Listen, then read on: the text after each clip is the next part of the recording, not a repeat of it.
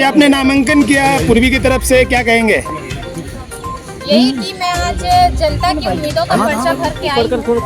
अब जनता की भावनाएं, उनकी उम्मीदें, उनका विश्वास मुझसे जुड़ा हुआ है, तो मैं उनके समस्याओं एवं उनके जो क्षेत्र का विकास है उस पर मैं ध्यान आकर्षित करूंगी और पूरी जोर से, पूरी ईमानदारी से, पूरी निष्ठा से मैं उनके विश्वास, उनकी उम्मीदों पर खरी उतरूंगी और जन समस्याएं जितनी भी होगी, जहां भी होगी, मैं उन्हें विश्वास दिलाती हूं, मैं उनकी समस्याओं को पूर्णतः निवारण करूंगी। क्षेत्र में क्या समस्याएं देखती हैं आप?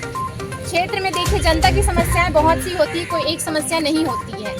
जनता की धरातल पे जल आपूर्ति समस्या, जल जमाव की समस्याएं, रोजगार की समस्याएं, शिक्षा की समस्याएं, स्वास्थ्य की समस्याएं, परंतु मैं सर्वप्रथम मैं महिलाओं की समस्याओं पर ध्यान केंद्रित करूंगी, क्योंकि उनका स्वास्थ्य, उनकी शिक्षा, उनका रोजगार बेहद जरूरी है इस राष्ट्र को, इस क्षेत्र को, इस राज्य को आगे बढ़ाने के लिए। आप एक पत्रकार भी है, तो इसको किस तरह से देख रहे हैं?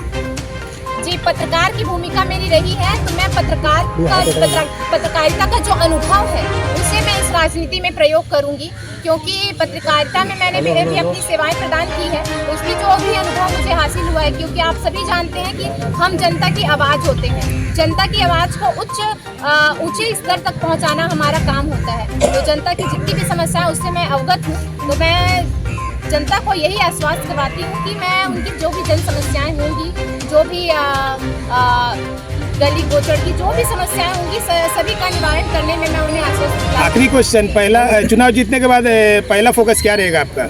महिलाओं का स्वास्थ्य, शिक्षा और रोजगार। ठीक है।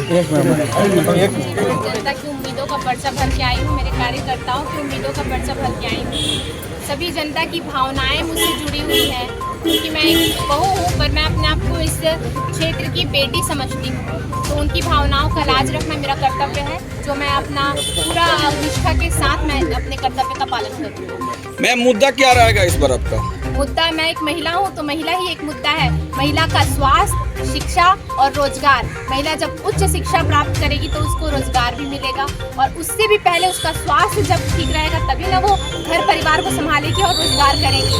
तो उनको स्वास्थ्य सेवा जो है वो उपलब्ध कराऊंगी अगर वो मुझे एक मौका देती है। मैम, 86 बस्ती का मामला काफी पुराना है और इसे लेकर काफी वर्षों से चुनाव का मुद्दा भी रहा, क्या कहेंगे आप? देखिए, 86 बस्ती का जो मामला था उसमें भाजपा का कोई हाथ नहीं था, उसमें टाटा स्टील का हाथ था उसको तुड़वाने में, और 86 बस्ती का जो मामला था उसमें 2019 में जो है हमारी भाजपा सरकार ने उसे सीधे लीज जो है उसका जो कानून लागू कर दिया था, परंतु देवतुल्य जनता को चाहिए था सीधे मालिकाना हक, वो मांग रही थी। तो मालिकाना हक के लिए मुझे विधानसभा जाना पड़ेगा और उन्हें मुझे विधानसभा भेजना पड़ेगा, और मैं पूर्णतः प्रयास करूंगी कि उन्हें सीधे मालिकाना हक देने का कानून मैं वहां से।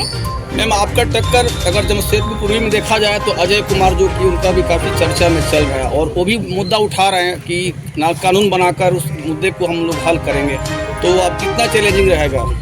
देखिए, चैलेंजिंग तो हर चीज़ें रहती हैं, अगर आप माने तो और ना माने तो, पर मुझे लगता है कि जनता का विश्वास मेरे साथ है, उनका प्यार मेरे साथ है, उनका आशीर्वाद मेरे साथ है, तो सारी चुनौतियाँ मैं हंसते हंसते पार करूँगी।